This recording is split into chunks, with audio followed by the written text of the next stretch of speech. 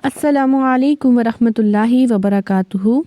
Rabbi इश्रह ली सदरी वयस्सिर ली अमरी वहलुल उक़दतम मिन लिसानी यफ़क़हू क़ौली। आज इंशाल्लाह ताला हम न्यू टॉपिक स्टार्ट करेंगे और इसमें हम मद के बारे में पढ़ेंगे। जैसे कि आप सब जानते हैं कि मद के बारे में हम पढ़ चुके हैं, लेकिन वो कंप्लीट नहीं था। वो मद की सिर्फ़ एक किस्म हमने पढ़ी थी, जो मद असली हमने पढ़ा है। आज इंशाल्लाह ताला हम मद की दूसरी किस्म के बारे में भी देखेंगे। सबसे पहले तो ये देखेंगे कि मद क्या है। मद यानी आवाज़ को लंबा करना। मद के मायने हैं आवाज़ को लंबा करना, खींच कर पढ़ना। और मद की दो इक़साम हैं, मद असली और मद फ़रई। ठीक है, मद असली वो मद जो हम पढ़ चुके हैं हरूफ मद्दा, अलिफ मद्दा, वाव मद्दा और या मद्दा के टॉपिक पे। तो अब हम मद फ़रई के बारे में पढ़ेंगे, लेकिन सबसे पहले एक दफ़ा हम देखते हैं यहाँ पे मद असली के बारे में क्या लिखा हुआ है।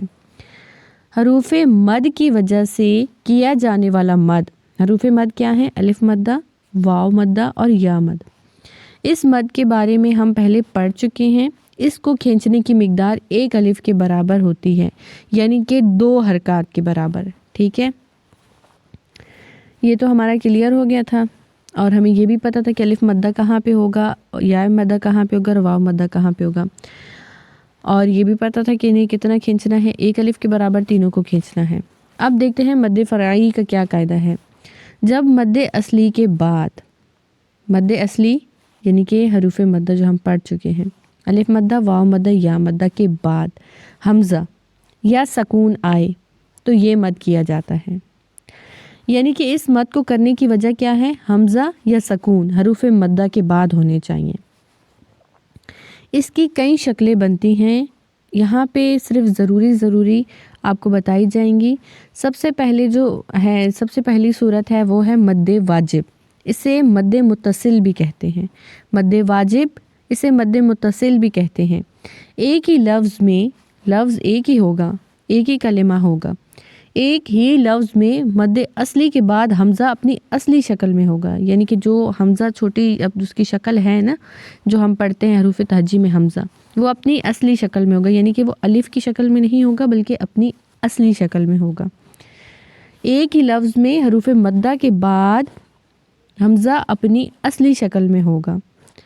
तो यहाँ फिर हमने ये मद करनी है और इसकी हरकत 4 या 5 हरकत के बराबर है। यानी हम इसे 4 या 5 सेकंड के लिए लंबा करेंगे। तो बस आपने याद रखना है, जब भी हरूफ मद्दा के बाद अगर वो छोटा वाला हमज़ा आ रहा है तो यानी यहाँ पे मद वाजिब है, और उसको फिर आपने 4 से 5 हरकत लंबा खींचना है। तो हम कुछ प्रैक्टिस कर लेते हैं। बिस्मिल्लाहिर्रहमानिर्रहीम। जाअ,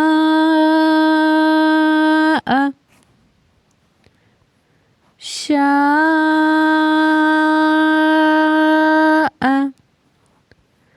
माइन,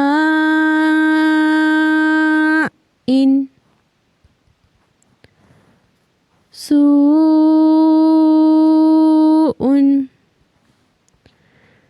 अब ये देखिए, यहाँ पे जो पहले है मद, ये एक छोटी मद है। इसको हमने ज़्यादा लंबा नहीं करना, क्योंकि इसके बाद हमज़ा अपनी असली शक्ल में नहीं है, बल्कि ये वाव के ऊपर है। ठीक है, हा ऊ। अब देखिए हमज़ा को मैंने ऊ पढ़ा है, इसे लंबा नहीं करना। हा उला ई। अब ये जो है ना, ये है हमारा मद वाजिब। उलाई, उलाइका। आपने यहाँ पे कंफ्यूज नहीं होना कि यहाँ पे ये जो हमज़ा आ रहा है तो ये कैसे आ रहा है। ये जो जब बीच में हमज़ा आता है तो ये इसी तरह होता है, एक शोशा बना हुआ होता है और उस शोशे के ऊपर या फिर नीचे हमज़ा होता है।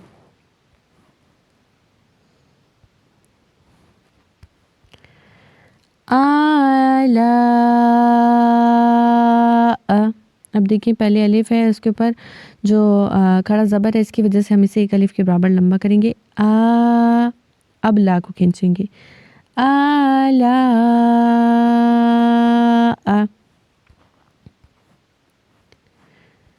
ابتغاء، اب با پہ کلکلا ہوگا، غین کو موٹا پڑھیں گے، ابتغاء یشاء۔